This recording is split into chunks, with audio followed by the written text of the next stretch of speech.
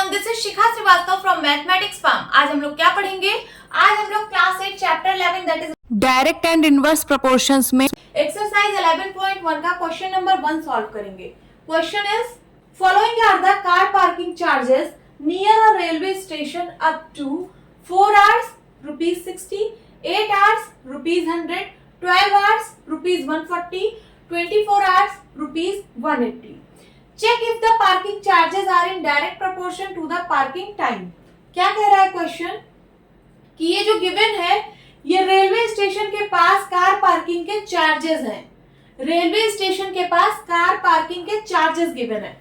अगर आप अपनी कार को 4 आवर्स के लिए पार्क करते हो तो आपको 60 रुपए देने पड़ेंगे, और अगर आप अपनी कार को 8 आवर्स के लिए पार्क करते हो तो आपको 100 रुपए देने पड़ेंगे, और अगर आप अपनी कार को 12 आवर्स के लिए पार्क करते हो तो आपको 140 रुपीज देने पड़ेंगे, और अगर आप अपनी कार को 24 आवर्स के लिए पार्क करते हो तो आपको 180 रुपीज देने पड़ेंगे। अब क्वेश्चन क्या कह रहा है कि आपको चेक करना है कि जो पार्किंग चार्जेस हैं वो पार्किंग टाइम के साथ डायरेक्ट प्रोपोर्शन में है या नहीं है। ठीक है, क्या कह रहा है क्वेश्चन? ये जो पार्किंग चार्जेस हैं ये पार्किंग टाइम के साथ डायरेक्ट प्रोपोर्शन में है या नहीं है। तो कोई भी दो चीज डायरेक्ट प्रोपोर्शन में कब होती है? ठीक है, तो डायरेक्ट प्रोपोर्शन में होने के लिए सबसे पहले हम इसको दो कैटेगरी में डिवाइड कर रही हूँ। ये x है और ये y है। ठीक है, मैं आपको याद दिला दूं कि when two quantities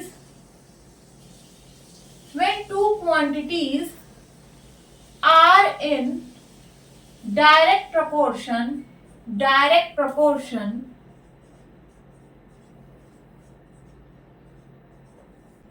जब दो क्वांटिटीज डायरेक्ट प्रोपोर्शन में होती हैं तो कौन कौन सा क्राइटेरिया फॉलो होता है? तो फर्स्ट इज, अगर पहली क्वांटिटी इंक्रीज हो रही है तो दूसरी क्वांटिटी भी इंक्रीज होनी चाहिए।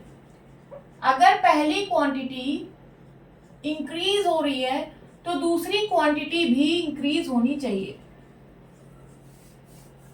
या फिर अगर पहली क्वांटिटी डिक्रीज हो रही है तो दूसरी क्वांटिटी भी डिक्रीज होनी चाहिए। ठीक है, डायरेक्ट प्रोपोर्शन में होने के लिए पहला क्राइटेरिया है कि अगर पहली क्वांटिटी इंक्रीज हो रही है तो दूसरी भी क्वांटिटी इंक्रीज होनी चाहिए, या फिर अगर पहली क्वांटिटी डिक्रीज हो रही है तो दूसरी भी क्वांटिटी डिक्रीज होनी चाहिए। क्या सिर्फ यही क्राइटेरिया होता है? नहीं, एक और क्राइटेरिया है। तो सेकंड इज, जो दोनों क्वांटिटीज हैं उनका रेशियो कांस्टेंट होना चाहिए। ठीक है, जो दोनों क्वांटिटीज हैं उनका रेशियो कांस्टेंट होना चाहिए। Means x1 upon y1 is equals to x2 upon y2 is equals to constant।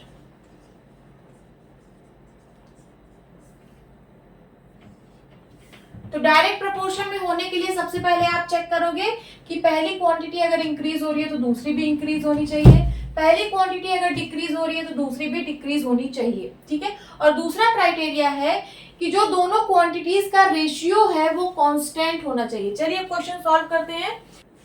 यहाँ पे देखिए, अगर मैं पहली क्वांटिटी को पार्किंग टाइम बोलूं और दूसरी क्वांटिटी को पार्किंग चार्जेस बोलूं, तो देखिए जो पहली क्वांटिटी है वो इंक्रीज हो रही है। 4 के बाद 8 हुआ, 8 के बाद 12 हुआ, 12 के बाद 24 हुआ।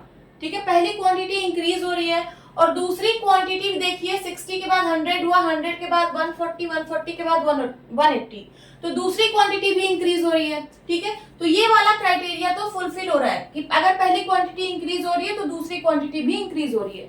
ठीक है, अब दूसरा क्राइटेरिया चेक करते हैं। दूसरे क्राइटेरिया के लिए इन दोनों क्वांटिटीज का रेशियो कांस्टेंट होना चाहिए। ठीक है, तो मैं यहाँ पे लिख रही हूँ 4/60 ये बराबर होना चाहिए 8/100 के, और ये बराबर होना चाहिए 12/140 के। ठीक है, और ये बराबर होना चाहिए 24/180।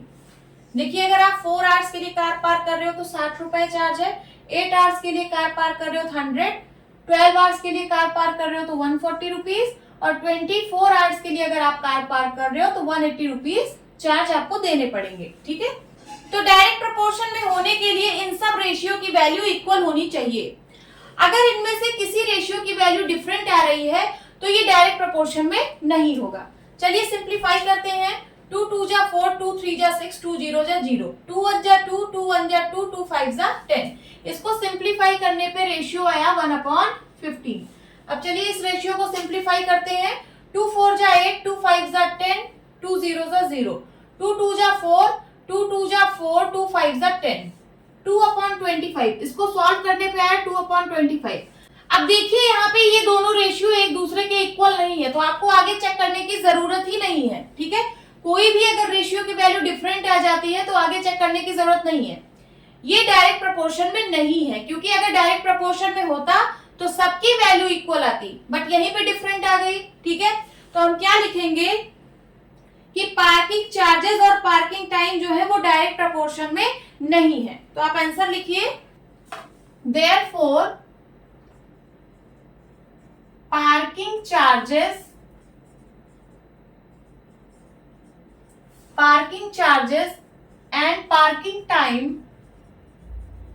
and parking time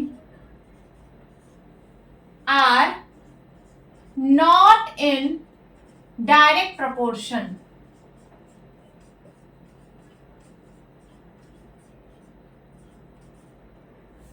लिख लीजिए।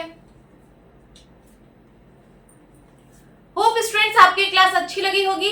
मिलती हूँ अपनी नेक्स्ट वीडियो में, तब तक के लिए bye bye and take care.